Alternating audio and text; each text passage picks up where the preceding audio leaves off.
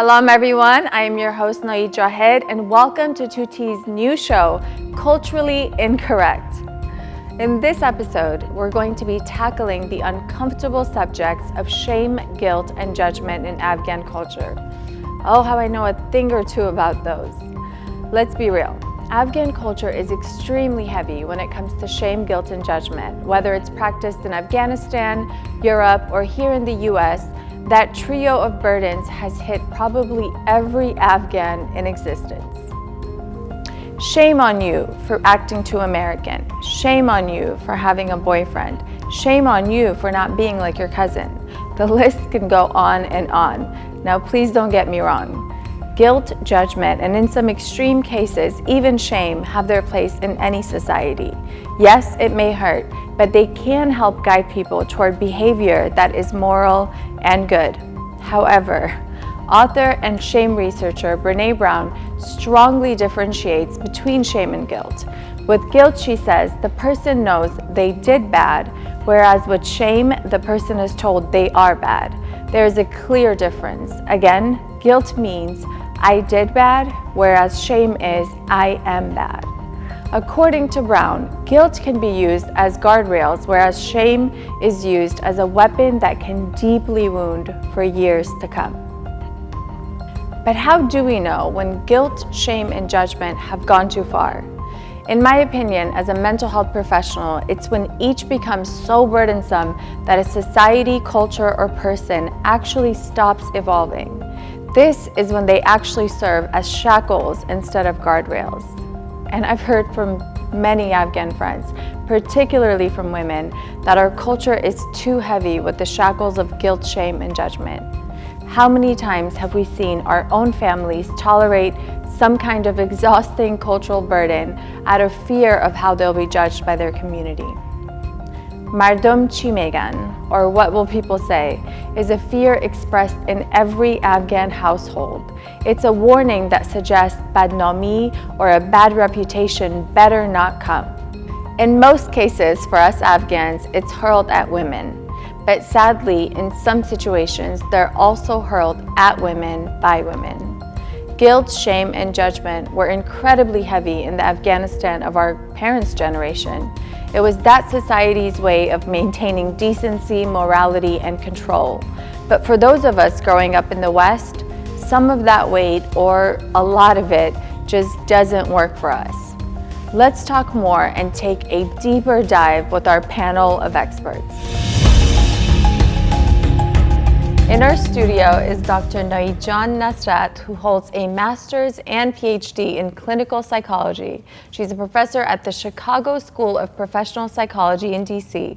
Her clinical manual for mental health professionals who work with Afghan refugees has won numerous awards. Also with us in studio is Dr. Rosalind John Jafar Rogers, who is a psychologist specializing in refugee mental health and trauma. She holds a PhD in international psychology and is a licensed mental health counselor with over 10 years of clinical experience.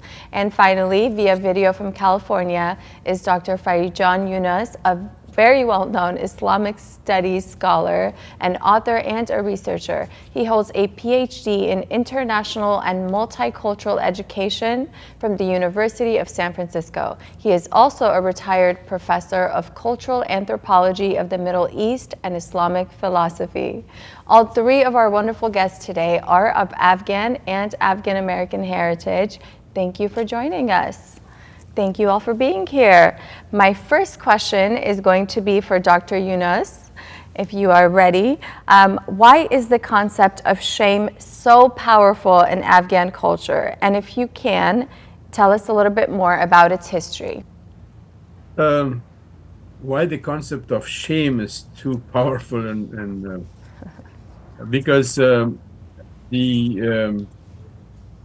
in Islamic culture, family is the smallest unit of a society. So family is extremely important, not family within the family, but family in a society.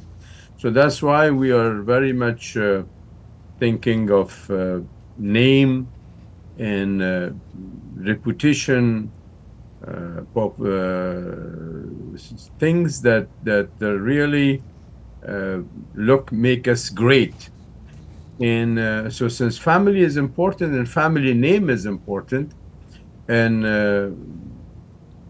shame is a stigma to the family, and it's not just on one individual, because as Professor Nasser mentioned before, we are living in a collective system, not individualistic system. So if somebody do something wrong, that shame is not just on him or her, but that shame is attached collectively to the whole family, and that's why uh, it become very powerful, and it become very overextended within the social system, because the family name will be damaged by wrongdoing of one person. If you can, are you able to tell us a little bit more about the history of shame in Afghan culture? Kind of the roots of it? I don't specifically remember the history, because the chronology of shame, but I think both the tribal system and religious values in society define what shame is. So I call it more than not only 1400 years of Islamic culture, but before that, good and evil, and bad and good, and all these have been defined within the system. So just like any other culture in the world. So I think historically, I see it as a phenomenon that trigger families and drag families, not only one individual, Right. for many years. Thank you so much. Dr. Nasrat, what do you think? Why do you think shame is such a strong force in Afghan culture? Wow, it's a psychological concept, right? So we use shame, as Dr. Yunus mentioned. It's really used in religions, in cultures that are very traditional and collectivistic, but also in individualistic cultures as well. Why is this an important concept? Because it shapes people's behavior. It tells them if you deviate from these moral boundaries, then is something wrong with you. So I'm a bad person. I deviated. I feel ashamed. I feel embarrassed because the association of being bad is attached to that. And when I feel bad, guess what? I feel depressed, I feel anxious, and I want to avoid that. So therefore, I will do anything that actually keeps me away from feeling ashamed, right? It's very important because it really deeply affects people's, in a major significant way, their lives, right? Because we want to avoid the pain that is associated with shame. And ultimately, humans really want to be in harmony, right? And not be viewed as a bad person, as an evil person. And shame has been used psychologically, but also in religions and in more collectivistic culture to control people's behavior. I may also feel ashamed individually, just because I may have low self-confidence, self-esteem, or I've been told that I'm not good enough. These are the automatic thoughts that we are very much conditioned, and they surface up, and that shows in a very specific situations, whether it's marriage, whether it's a relationship, whether it's child rearing practices, whether it's any kind of showing up in the society. And do you think that Afghan culture or Afghan families feel shame a little bit more than other cultures because we come from a very collective culture?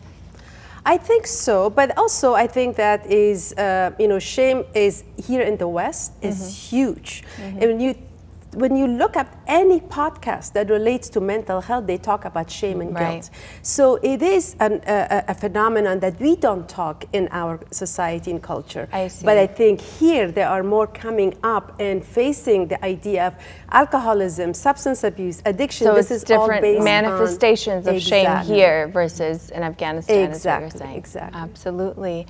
Dr. Rogers, what do you think? Why do you think shame is so powerful in Afghan culture, Afghan families? Yeah, absolutely. I just want to add to what both guests said already, that there is shame as a healthy emotion. I think that it tells us that we're human and we have limits. So when I'm at a restaurant and I have I'm putting a tip and trying to add up, like literally I count with my fingers, I get a little embarrassed because math is not my strength. So that's healthy shame, right? That's kind of it. So there's a healthy form of shame as well. I think that sometimes though it manifests as unhealthy, which is what you were speaking about. And I think in Asian cultures, if you look at how children are socialized, they're socialized through shame, right? So shame on you for what you did, and so you're supposed to act honorably. So you tell your parents the truth, as you're growing up. Whereas in the West, children are typically raised or socialized through guilt. This is wrong, this is bad, So I think that it's already kind of baked into our culture. But I also think that there are certain elements of any culture when they go through decades and decades of trauma, where some of those cultural elements may become distorted or start becoming dysfunctional, and I think, or being exaggerated to an extreme, where it does actually start affecting members of that culture negatively. My next question is going to be for you, the brilliant psychologists that we have in front of me. I wanted to tackle the phrase "mardum chimega," or what will people say. It's a phrase that's used very, very commonly in Afghan households. It may be one of the most powerful questions in our culture. It's rooted in the fear of societal judgment that could result in having a bad reputation or badnami. Based on your experiences, how much has the phrase "mardum chimegan" and the fear of badnami contributed to some family crises or mental health struggles? I think it's a tremendous influence on well-being, right? So well-being and health is defined by how we constructively resolve problems. And so there is the resolution of problem now is basically put on that individual's shoulder to carry for the entire community and society. Yeah, it has That's the power not to fair, cripple right? people. And so that Mardum Chimega, Badnomi Sina, they are doing that just to make sure that one person is blamed for the action of many people who actually play equally a role. And that also can bring, as you said, Dr. Rogers, guilt, which is really related to the behavior. What I've done wrong gives me guilt. It becomes from a moralistic kind of point of view. Shame is that I am bad, right? And so when you do that in your community in Mardum Chimega, if you do it, then you're a bad person. And that you're not wanted, you're not part of the society, you're not a contributing member of this society. And so therefore you need to not do whatever you're told to do. And so that is really very powerful. And if we don't pay attention, that can create tremendous, particularly when you think about it, women in general, globally, have 2 times the risk of becoming depressed and anxious than a man, right? So socially, globally, what's happening in the society, whether it's Afghan or Afghan American or American, right? So basically this is very powerful because we feel more shame, right, as opposed to those, because this is more imposed on females, and particularly in our immigrant and refugee cultures in the US, Canada, and Europe, and everywhere else, because that is also overnight we became a minority. Literally, when we were in Afghanistan, nobody cared about minority. I mean, of course, we have minority, ethnic, and so Right. on. But once we immigrate in a host culture, we become suddenly a minority. Right. So then the traditions become even more enhanced. I see. And much more. So we don't and lose them, right? Exactly. So then the concept of Mardum Chimega becomes, triple times more Right. imposed. Right? Dr. Raz, what do you think?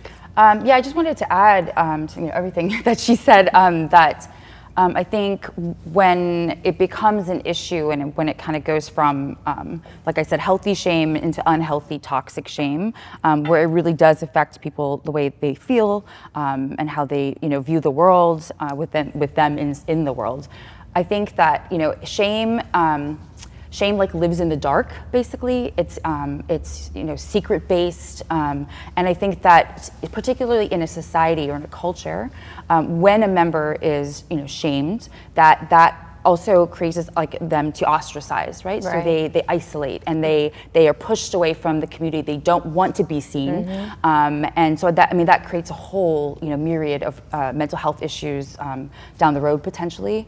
And without that support system, that person is completely isolated, and so it just creates so many. And then I think also as the people who do the shaming, I think that also is as perpetrators of that, I think that creates a whole another set of issues for us in terms of, she mentioned narcissism, and also not taking responsibility for our own actions as if we're better than, and that we don't do things that are mistakes or failures. Dr. Nasrat, I would love to know, why do people love to judge? Because it's easy. If we were to think and sit and reflect, it takes a lot of energy, a lot of honesty and authenticity. So what do? We rush into judgment because we want to also obtain superiority.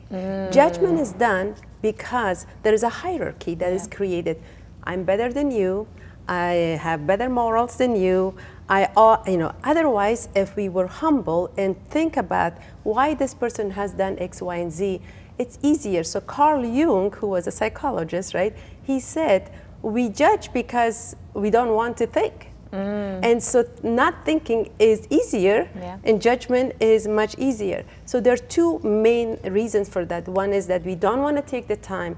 We don't want to commit the level of compassion and relationship to see that person from a humane perspective rather than just ostracizing the person for their actions. And the second is to feel superior because I'm better off than you. I'm a better person than you. And so it's putting down the person inferiority. And it's really nasty.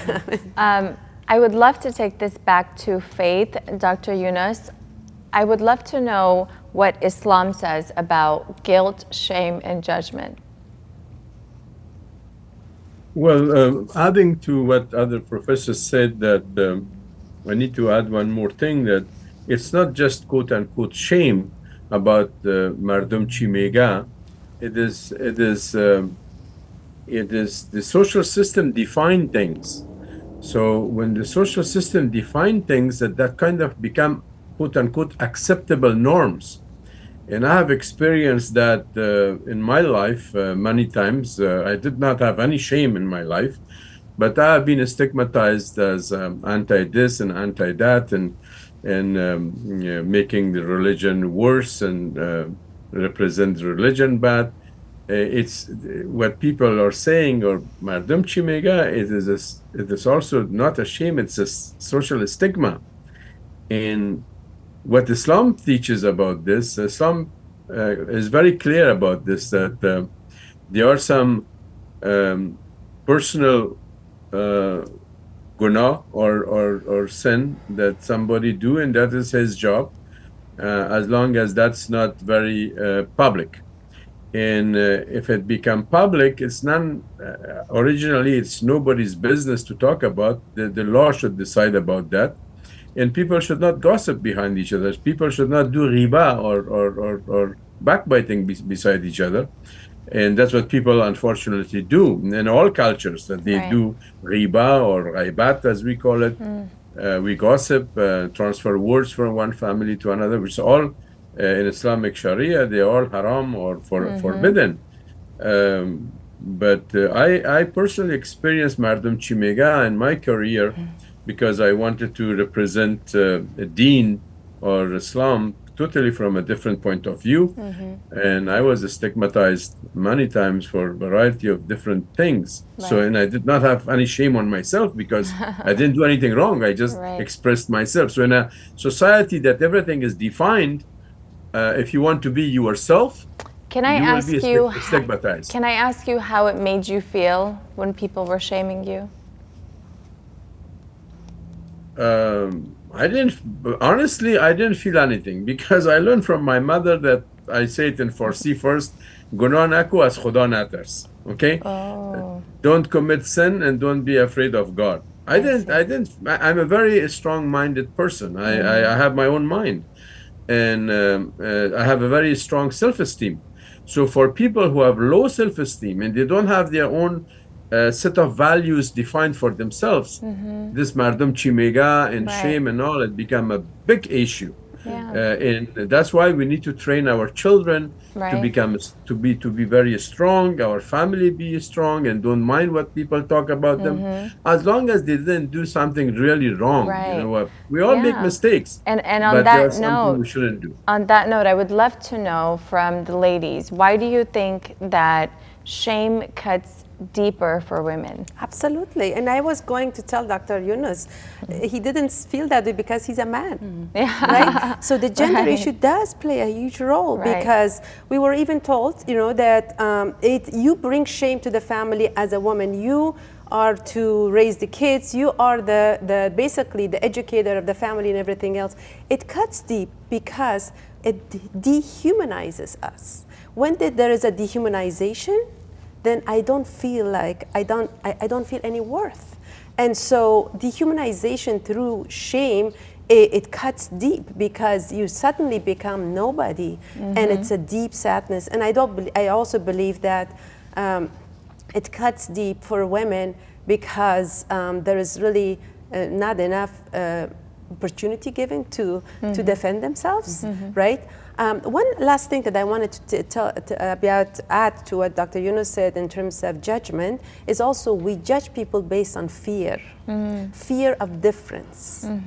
The minute I see myself different from you, then I judge you because you don't fit into my frame of reference, right? Right. And so therefore that avoiding that fear is judging.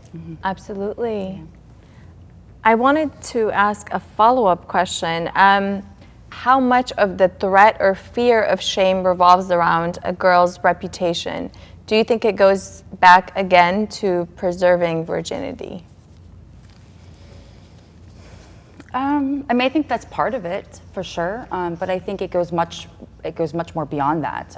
Just how we show up as representatives of our family, how we behave. Do we get married? Do we date openly? I think that in almost all moments, and I'm going to speak from personally as a girl growing up among Afghans.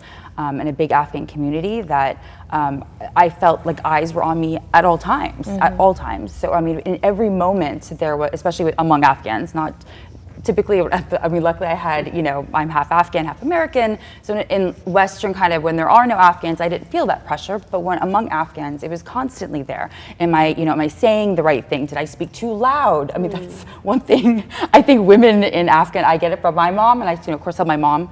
But where do you think I got my loudness from? I got it from you, But it's everything. We're constantly. I feel like eyes are constantly on me, and it's this pressure to fit this, mold that's been created for us. So it's not this just ideal woman. Yeah. So it's not just about our honor; it's about our entire being, how we being. show up, how Yeah. we. Yeah, absolutely. Well, it's about control, right? So the identity needs to be shaped in a way that you don't deviate, so I can actually count on you to be staying within those social norms that we have created and agreed upon, even though I did not have any role to play in that kind of agreement on that, right? And so it's a very an important aspect psychologically, because we need to sit down and think about Why is it that we have so much more depression in the Afghan community in women? Why is it that there's so much anxiety? Why is it that there's so much trauma? We need to call that. We need to name the shame, where it's coming from, unless we actually face our own insecurities and come out of it and really grow, because talking about that, it takes courage and is also an internal healing that we need to go through and then face it. When people shame us, I'm okay, I can move on. But I do disagree also the fact that shame does not have any effect on you. It does have, but it depends on the level. Do you think that majority of guilt, shame, and judgment actually comes from our own families? Absolutely. Majority of it? These are the tools. These are the 3 tools that we condition kids, right? Oh, Iranako, don't do that because, mardam chi mega, or, you're not a good child. So the child is conditioned not to be themselves. They just say they have so many gifts and so many beauties and so much amazing personality. But what we do to them is the minute they become, talking and so on, we tell them not to be that person. So, okay, I don't want to, I'm told not to be that person, I must be bad. Right. So that is the shaming. That is the guilt. That is the judgment.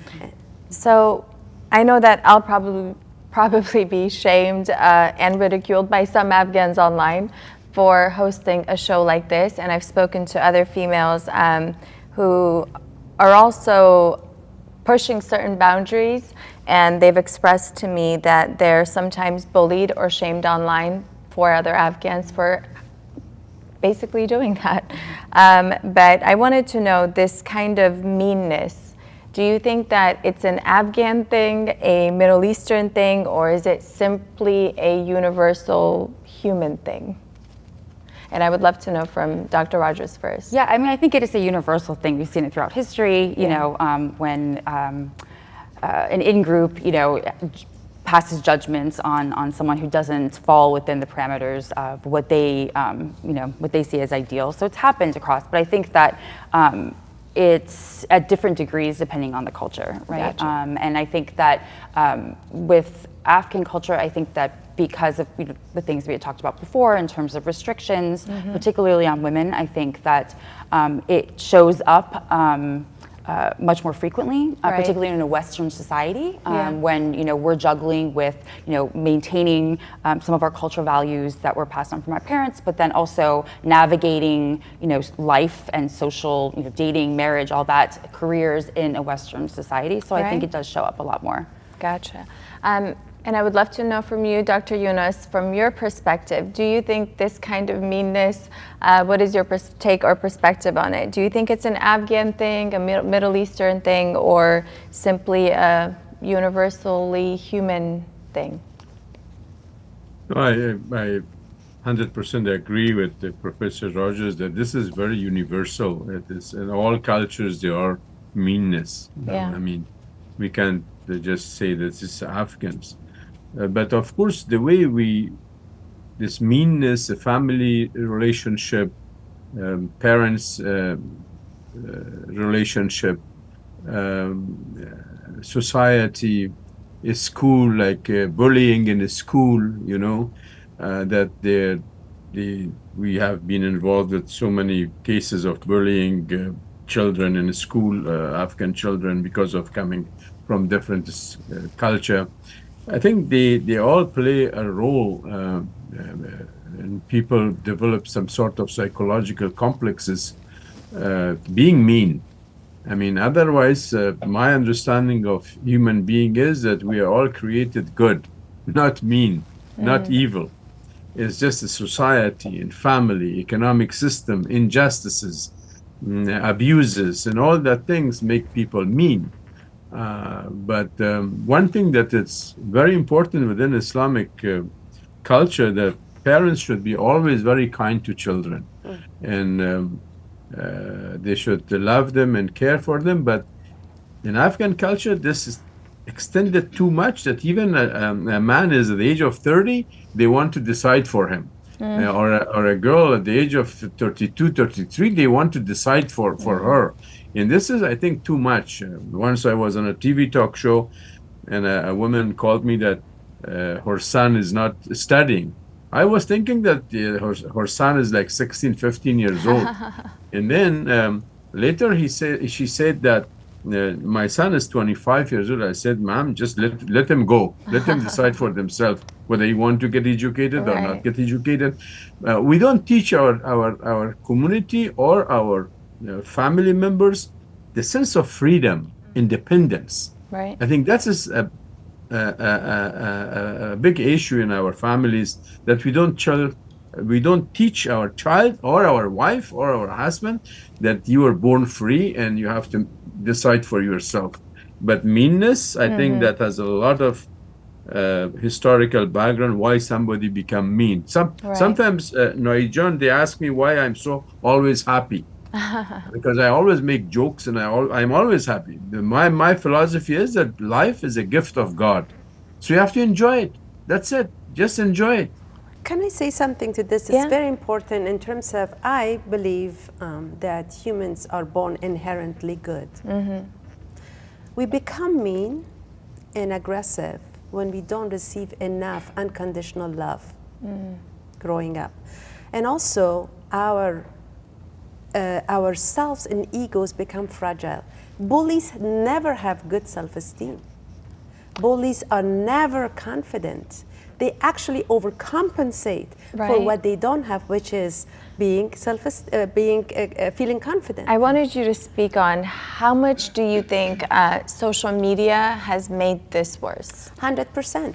Because the minute we don't see each other face to face, guess what? I allow myself all type of toxicity to target you with, right? So the connection is not there. I cannot see your feelings. I cannot see your emotional expression. You become dehumanized to me. It's really dangerous. I would say, research, in fact, psychologists are working toward that, how this connection, even though we call it social media and, so ironical, Facebook, right? We don't see each other, in fact. We create that sense of distance so we can allow ourselves to do anything to each other because our own insecurities, because of our own lack of being loved truly, compassionately, and authentically. And social media is a very, very dangerous, but also in many ways can be a very good platform. But it's really the context and how early a child gets exposed to it and what kind of messages are being basically shared. I think that social media does play a huge role in that kind of becoming more mean, or we also see it much more often that way. For the last question, I wanted to take it back to the concept I was talking about in my monologue about shame researcher Brené Brown. She differentiates guilt and shame, and I thought it was such a powerful differentiation that she makes that a lot of people probably are not aware of. But she talks about how guilt is when you're told that you did something bad, which is something you both also referred to earlier, whereas shame is being told that you are bad. So according to Brené Brown, she says that shame is the lowest state of frequency that people can operate in. And it breaks my heart to say this, but I feel that many Afghans seem to be operating in that frequency. And as far as Afghans living in the West, I would love to know how we can even begin to change that as a culture or as a people. And I would love all of your perspectives on that. Well, like I said before, shame lives in the dark, right? So if we want to resolve that issue, we need to bring things more to the light. And I think that's extremely important. And I think that the more people in our diaspora and our communities who come forward and show up with bravery and courage, another Brené Brown topics that she talks a lot about, with and be vulnerable, and have people out there that we know won't shame us for that they will accept us and that they will identify with us, and show us compassion. I think that's how we start breaking those that hardened sense that we have with the shame. We just need to show up and be vulnerable. And I think, but again, we have to have spaces where that's accepted and you can feel safe doing that, because otherwise, I mean, even in therapy, for example, particularly in groups, we talk about when someone's in the group and they're about to kind of share and overshare, and if they're not safe and they don't have that support system there, we want to kind of have them, reserve that. And it's the same thing. There has to be people out there that are willing to listen, to accept you, and to invite that vulnerability. So I think that's the number one first step. And I'm glad, these conversations are how it starts. Dr. Nasrat? I think this starts by the time when the baby is conceived. We cannot be retroactively involved in bringing shame down, right? By the time we get pregnant, do I want this child? Right? Am I ashamed to have that child? And then what kind of shame do I carry throughout my motherhood or parenthood? And that reflects the child's well-being and also their identity. So why do I say that? Because we need to become compassionate toward ourselves first. We cannot show compassion to anyone. And if somebody tells me that they're compassionate to me and not to themselves, I say this is not authentic, right? Yeah. So we need to love ourselves first. Once we start loving ourselves, and not in a narcissistic, egoistic, kind of selfish way, but loving with everything that I show up, with my flaws, with my beauties, with my everything else, then we can actually have conversation. And then I become vulnerable. And I can talk about this shame, about guilt, about all of this, not to judge myself. Once we stop judging ourselves, then we can have this conversation in a very compassionate and authentic and loving way. That's the way how I see it. Beautifully said. Dr. Yunus, I would love to hear your take on this as well. I think education plays a major role within a family. You see, so but education is not just for children. We have to also educate the elderly, the adults, because these adults cause a lot of problem for their children because of lack of education. That's one thing. The second thing is that we have to teach that we all make mistakes. We all commit wrongdoing and mistakes and this and that. And we should prepare our children to take it easy, and we tell them that we all make mistakes, and tell them that I make mistakes too, but there's always room for improvement, and we always make sure that we do not do the same mistakes, because there are some mistakes that you do for yourself. There are some mistakes that you hurt others, and that is also within the Islamic Sharia, that if you hurt others, then that you become very responsible. But if you do something to yourself, then that needs to be through guidance and leadership and education and quote unquote, as professors are here, therapy. We should correct that, right. Which we are not doing that. And also we always criticize our children instead of leading them, guiding them. We criticize them, and criticism to a certain point is good, but there are some bad impact on it. Thank you so much. I wanted to just take a second to thank all of you, Dr. Yunus, Dr. Nasrat, and Dr. Rogers. It was so wonderful and enlightening to have all of you share your wisdom here with us today. These three wonderful guests will be back once more for episode 3 about Afghan marriage, so be sure to catch that. And now it's time for New Views. Today's New View. Let's take it easy with flinging shame or judgment onto anyone. There's a quote by Malcolm X that says, "Don't be in such a hurry to condemn a person because he doesn't do as you do or think as you think. There was a time when you didn't know what you know today." The truth is, everyone is going through some kind of struggle, whether they talk about it or not. Unfortunately, Afghan society, which includes our very own family members and social circles, can sometimes make that struggle worse. They can weigh you down to the point of breaking you with shame and judgment. Again, I do believe that a society without guilt, judgment, and some shame can be like a car driving without its brakes. People should feel guilty if they do something wrong towards another person. They should feel bad if they're constantly indulging in excesses of the world. A society without the deterrence of guilt, shame, and judgment will almost certainly destroy itself. But having too much guilt, shame, and judgment can also be incredibly destructive. What I mean by this is that we're not God. We're not even mini gods, even though some people certainly act like it sometimes. But in other words, we don't have the full picture of everyone's life, psyche, and history to judge them. Often, and especially in this current world filled with self-criticism, most people are probably beating themselves up for things that they've done wrong. Yes, there are the rare exceptions of those who seem to have no conscience, and maybe some shame or a guilty verdict will help them correct their ways. But for many of us out there, we feel deeply, and we self-judge just as intensely when we know we've done something wrong. I dare say our Afghan culture is one of the heaviest and most traumatizing in the world when it comes to shame and judgment. These emotions are often tied to the concepts of not being a good Afghan, a good girl, or a good Muslim. Or they're simply tied to a repercussion of breaking cultural rules.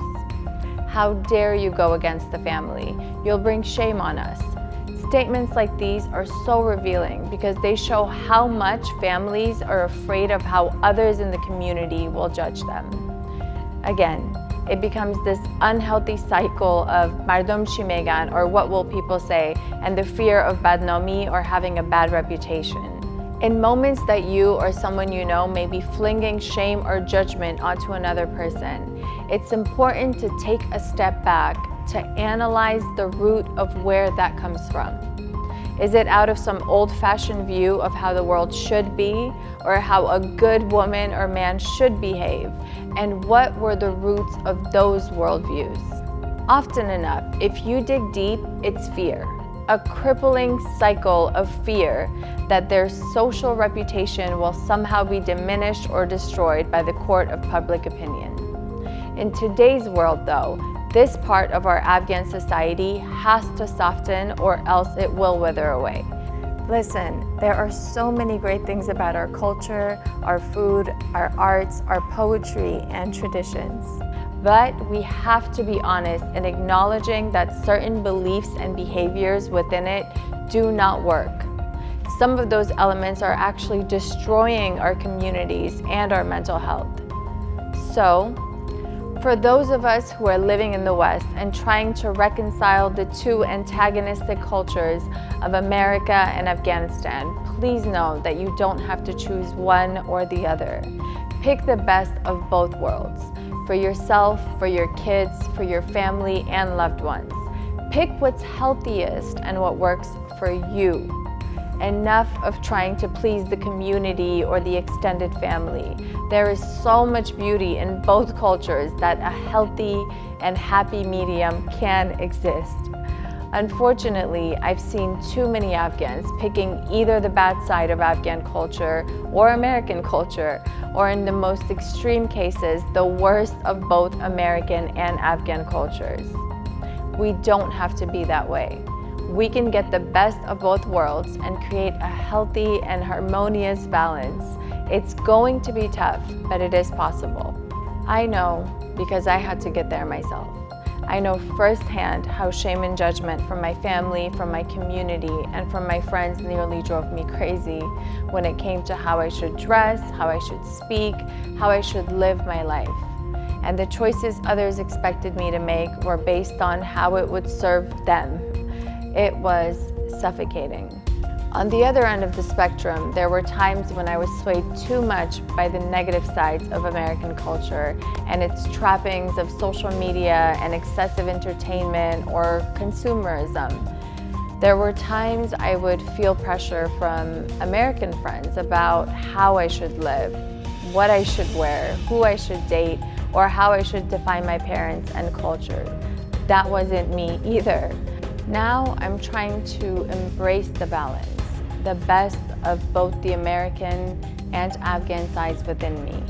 In the end, neither side may be fully happy, but it doesn't matter because ultimately I'm responsible for my happiness and I want my daughter to have a better shot at it than I did. With that said, I hope we challenge some boundaries and comfort zones in your household. You don't want to miss our next episode about Afghan marriage. I am your host, Noeed Jahed for Tuti. Khuda Hafiz for now.